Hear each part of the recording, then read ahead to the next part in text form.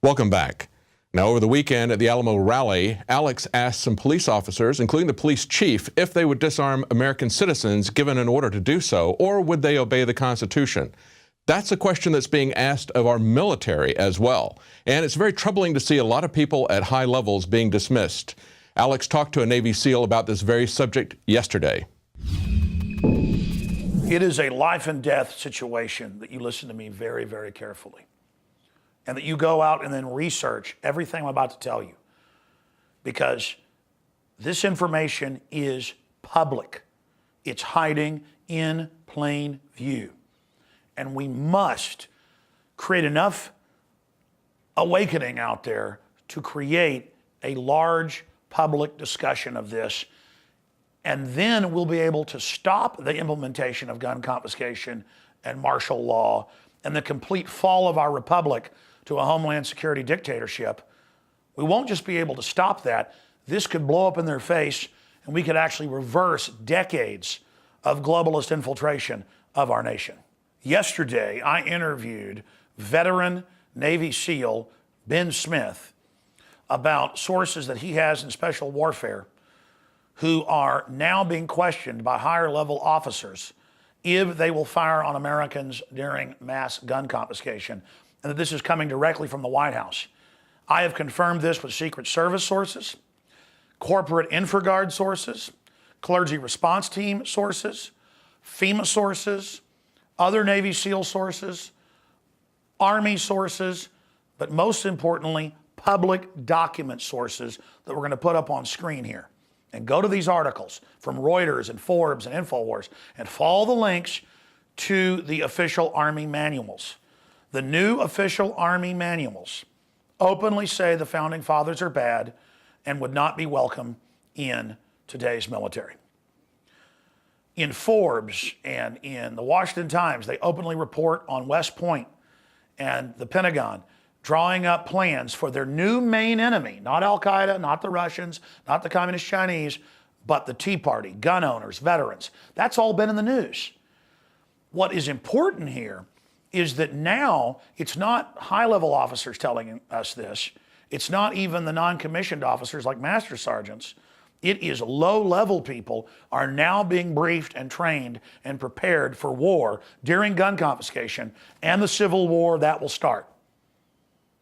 This is foreign criminal globalist groups that have captured the federal government rolling this out against the American people.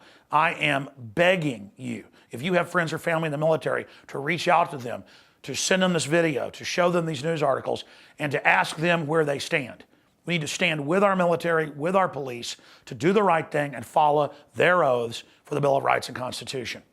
Now, I want to show you a clip from yesterday's interview with the retired Navy SEAL veteran, Mr. Smith, and then we're going to go back to last year in July and show a special report with Rob Dew, where our sources confirmed that they were training to shoot Americans that don't turn their guns in. And then another call today I got from a non-commissioned officer who broke down and cried because they hang up the Bill of Rights and Constitution in their break rooms, where you can hang up anything you want, like softball, whatever's coming up, or political. They hung up the oath of office as well, the oath of the military. They're pulling them down. They're now under Homeland Security Command. And that's in the news, but they can't even have the Bill of Rights and Constitution or their oath. That's how criminal and illegitimate this is. This is history that is happening. And again, here are the three reports together so you can see the documentation. Please get this report out to everyone you know, and we can stop this and back it off. Well, going back to the beginning of this administration, I've had friends within the community talking about how they were brought in and, questioned with people from, more towards the top side. And the questioning resulted in kind of, do you feel comfortable disarming American citizens? And you can see that now with the shedding of a lot of the officers and stuff like that. It's we don't have the 100% track on it, but, there's a lot of funny things happening within military. They're trying to Now that's turn it bombshell, into- but I want to quantify that. I have Secret Service, FBI sources on record on the air, but also covert sources that are currently in. They say exactly that for 2 years. There is a litmus test where officers from the generals down to lieutenant generals, down to majors, down to sergeant, master sergeants, will you fire on U.S. citizens? And if you say no, you're sent to the worst hellhole or basically kicked out. If you say yes, you're put into special Homeland Security units. Quantify, you're saying people in the community, special warfare community, are saying they have been brought into litmus test meetings. Yeah. And at this moment in this conversation, it's, God, to bring it back to Van Jones. Oh, yeah. Oh, my God. You remember him when he said you have to, for us to have the argument or to just have the conversation logically, and what he was saying with the communists and the lefties and everything that Van Jones is, it's you drop the radical pose for the radical ends. And just to translate that into what this is, I understand a lot of libertarian, Ron Paul, a lot of people that are your listeners, get fervent and very strong about it. And it's not about, being that person that's the loudest right there, having that logical conversation to where someone else can reply and you can go back with facts. And it's a logical conversation that needs to be had. And it's starting to, I couldn't believe he asked, that Hemmer actually asked me on air about, it was kind of a surprise that he asked me. You think that the government's trying to declare martial law. I'm sitting there going oh, Jesus, is this an ambush? If I answer this wrong, this is, everything goes down the drain and I'm a kook. But the thing is, Sheila Jackson Lee, you always have somebody, if you've even got the tightest plan, there's always somebody who gives up the jig. Freedom from War. State Department publication 7277, released September 1961. The United States Program for General and Complete Disarmament and a Peaceful World. First, there must be immediate disarmament action. And this is written by our State Department. A goal of general and complete disarmament. Second, all disarmament obligations must be subject to effective international controls. You know what that means? No Second Amendment. They talk about the stages of the disarmament process. Third, adequate peacekeeping machinery must be established. Nations are unlikely to shed their means of self-protection in the absence of alternative ways to safeguard their legitimate interests, like freedom from tyranny.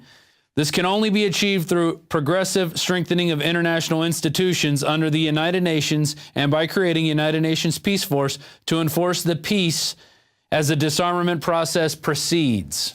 You guys, you better get serious.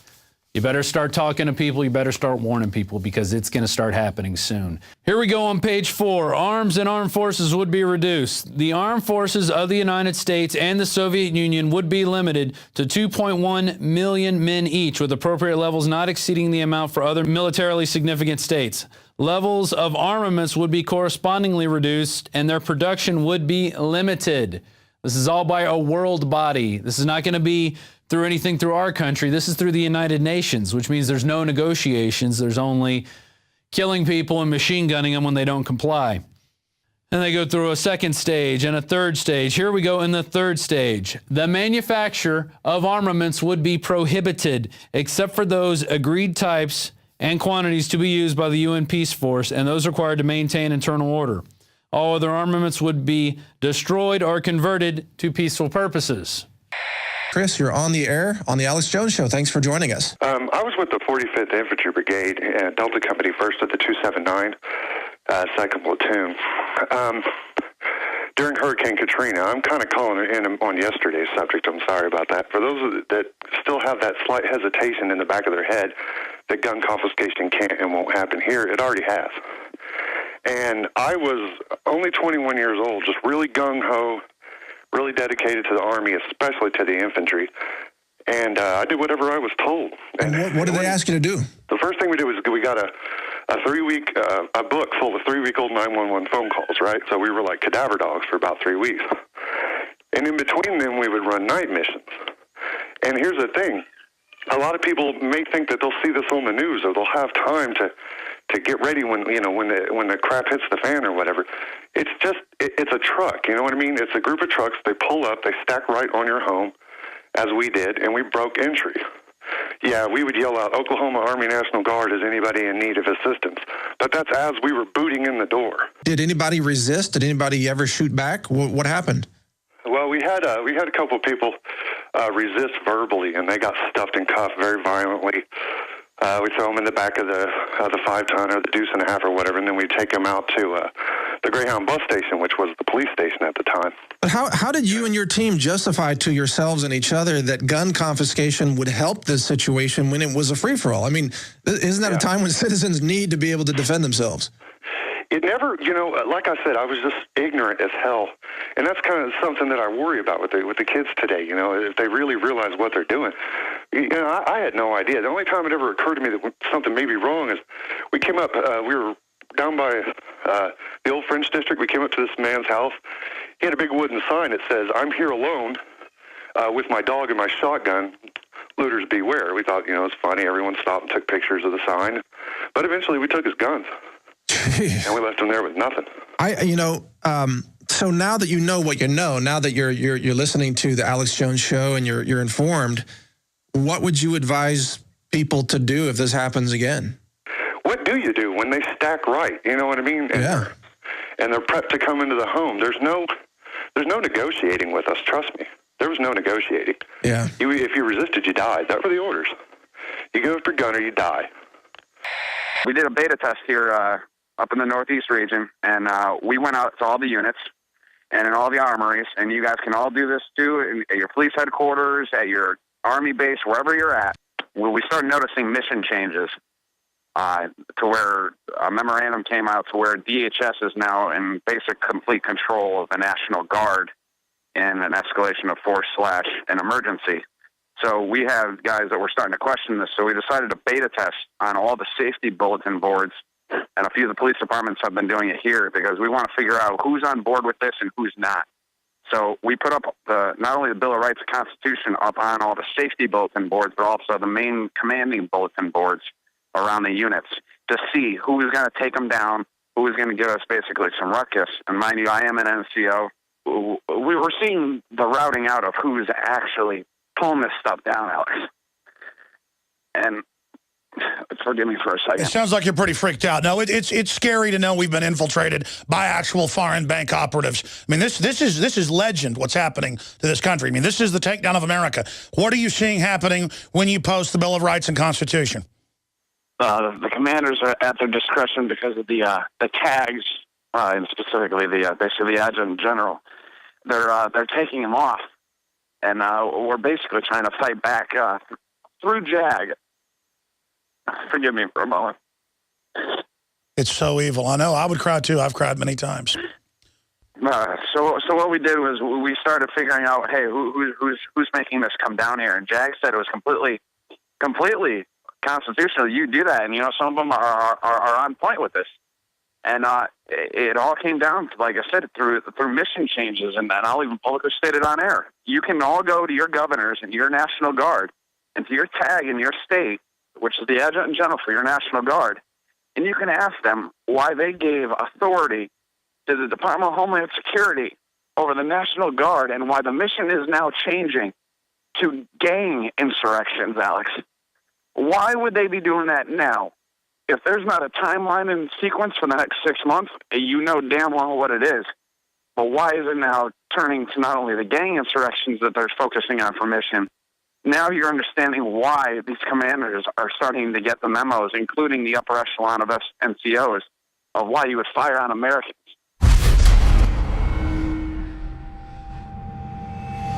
I saw Homeland Security, when it was first being funded in 2002, on C-SPAN, Governor Ridge, say that you'll have to go to TSA to get a job. TSA will be on the streets. They'll be the national police force. That's why I knew 12 years ago or 11 years ago this was coming. Now it's all public. I'm telling you now, this is the takeover. And it's not my opinion. It's all there hiding in plain view. But the general public doesn't understand military affairs. The military does, and that's why they're our best hope, because they are patriotic men and women on average, and they are really concerned. And they need you to get concerned and learn about what's happening. Exposing this and causing a major debate about it can reverse it.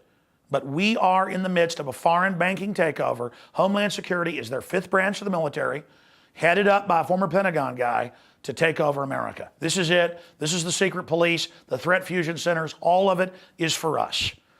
Now, we can save America, but history is happening right now.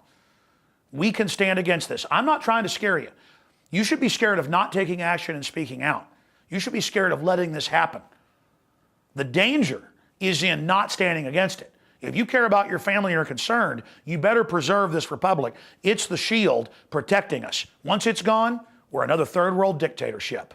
Alex Jones signing off for InfoWars Nightly News.